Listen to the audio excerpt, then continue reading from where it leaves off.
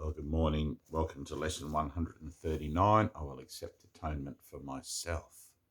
And that's the hub of the whole thing, really. I'm accepting at-one-ment for myself. Here is the end of choice, for here we come to a decision to accept ourselves as God created us. And what is choice except uncertainty of what we are? There is no doubt that is not rooted here. There is no question but reflects this one. There is no conflict that does not entail the single question, what am I? Yet who could ask this question except one who has refused to recognize himself? Only refusal to accept yourself could make the question seem to be sincere. The only thing that can be surely known by any living thing is what it is.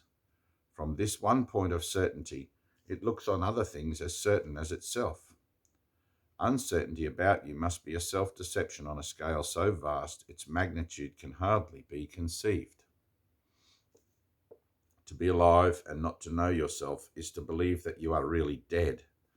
For what is life except to be yourself? And what but you can be alive instead? Who is the doubter? What is it he doubts? Whom does he question? Who can answer him? He merely states that he is not himself, and therefore, being something else, becomes a questioner of what that something is. Funny. Yet he could never be alive at all unless he knew the answer. If he asks as if he did not know, it merely shows he does not want to be the thing he is. If he asks as if he did not know, it merely shows that he does not want to be the thing he is. He has accepted it because he lives, has judged against it and denied its worth, and has decided that he does not know the only certainty by which he lives. Thus he becomes uncertain of his life, for what it is has been denied by him. It is for this denial that you need atonement. It is for this denial that you need atonement. Your denial made no change in what you are, but you have split your mind into what knows and what does not know the truth. You are yourself. There is no doubt of this, and yet you doubt it. But you do not ask what part of you can really doubt yourself. It cannot really be a part of you that asks this question, for it asks of one who knows the answer. Were it part of you, certainty would be impossible. Atonement remedies the strange idea that this is possible, to doubt yourself and to be unsure of what you really are. This is the depth of madness. This is the depth of madness. Yet it is the universal question of the world. What does this prove except the world is mad? Yep, completely. Why share its madness in the sad belief that what is universal here is true? Nothing the world believes is true. It is a place whose purpose, get this, ready? This is beautiful. Nothing the world believes is true. It is a place whose purpose is to be a home where those who claim they do not know themselves can come to question what it is they are. That's how come you're here. You came to question what it is you are because you claimed you did not know yourself. That claim, I did not know myself, was before, let's say, the incarnation stage in the world, because the world is a place where I come to question that. Not question it once I get here. I've questioned it already, thus finding myself here where I can now work it out. It's hilarious.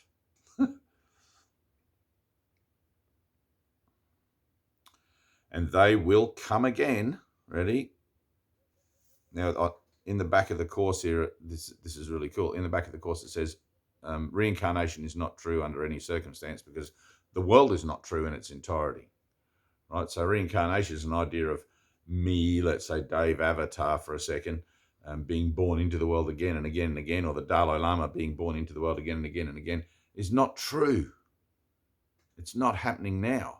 It seems to be happening in my mind because I've given it a value, and based on the idea that I've doubted myself and forgotten what I think I am, or telling myself I've forgotten what I think I am, and I've come here to question it so I can find the answer within myself, which is already there.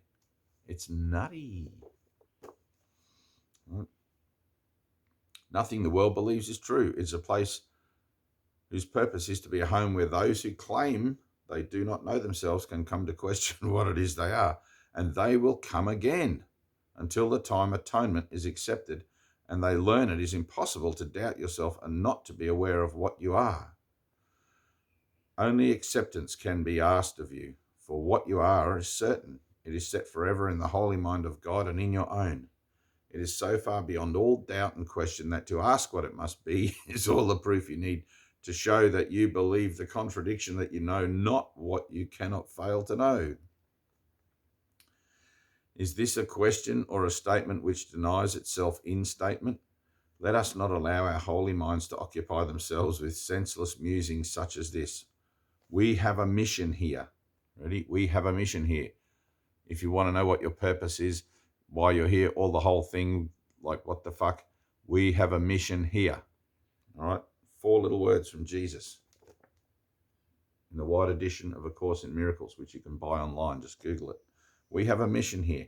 This is part B, the workbook. You need to buy part A also. We did not come to reinforce the madness which we once believed in. Let us not forget the goal that we accepted. It is more than just our happiness alone we came to gain. What we accept as what we are proclaims what everyone must be along with us. Fail not your brothers, or you fail yourself. Look lovingly on them, that they may know they are part of you and you of them. This does atonement teach and demonstrates the oneness of God's Son is unassailed by his belief he knows not what he is. Today, accept atonement, not to change reality, but merely to accept merely to accept the truth about yourself and go your way rejoicing in the endless love of God. It is but this that we are asked to do. It is but this that we will do today. Give 5 minutes in the morning and at night. 5 minutes in the morning and at night we will devote to dedicate our minds to our assignment for today. We start with this review of what our mission is. I will accept atonement for myself, for I remain as God created me. We have not lost the knowledge that God gave to us when he created us like him. We remember it for everyone. For in creation are all minds as one, and in our memory is the recall how dear our brothers are to us in truth, how much a part of us is every mind, how faithful they have really been to us, and how our Father's love contains them all. How faithful they have really been to us. And it's like if you were to ask especially younger people about faithfulness, they say, oh, somebody cheated on me, somebody did this to me, somebody did that to me, which is the reinforcement of the victim mentality, which we're relinquishing now through this workbook by taking responsibility and accepting atonement for ourselves. But even in the denial, they've been faithful. They've been playing a part for you to get you to this point here and now, no matter how harsh that seems. I mean, you can't underestimate the insanity of the world and the vicious and precarious nature of what appears as life here. Okay, but because your brothers love you unconditionally, they've agreed to join you on this sojourn through time and space to make real to you the platform of the idea of denial with all its potential intact. Okay, it's like I've said many times in talking in these videos and things, that when you choose to come here, you're choosing to enter into the arena. You don't know what's going to happen. War, cancer, murder, anything. You don't know that before you come in, but that's the depth of insanity to which you can sink. And the further that you sink into insanity through the denial of your truth, the more precarious your situation becomes, until you get to that place finally where you just can't take it anymore and you want to end what you consider to be your life here, only to find yourself back here again after standing at the back of a very, very, very long queue in the bardo before you reincarnate again. And I know we mentioned before that reincarnation is not true in any regard, and neither is this video I'm making now. So include that all in. Okay.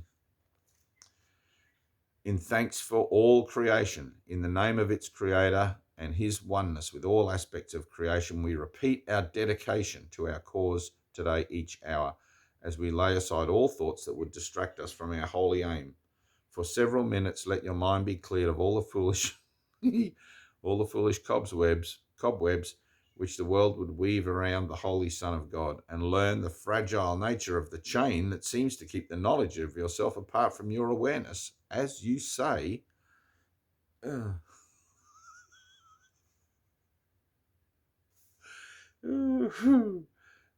you, Father. As you say, I will accept atonement for myself, for I remain as God created me.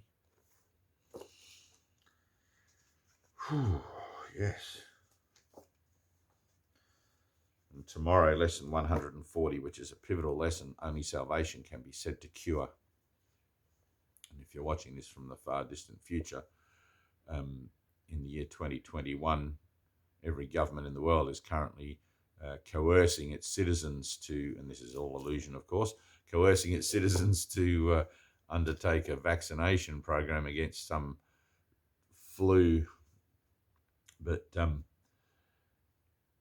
nothing can prevent you from that position, that reincarnation, that coming around again, because you're here to learn what it is you are. You're here to accept atonement for yourself. Doesn't matter how many times you die, how many times your body dies. You can never die. Doesn't matter how many times your avatar seems to bite the dust. It's like all your vaccinations, all your needles and your pills and your potions and things like that. They're not going to prevent you from seeing the rising of the sun in your next life. And it's like, it's this whole incarnation, this whole cycle of entering into this world to come to discover what it is that you are and have always ever been, that we're trying to bring an end to. Okay? Do you really want to come back and do all this again? Ask yourself that question in true sincerity, and you'll find the sincerity for doing this lesson. I promise you that. Okay. Peace. Peace. Our goal is perfect inner peace. Free the mind.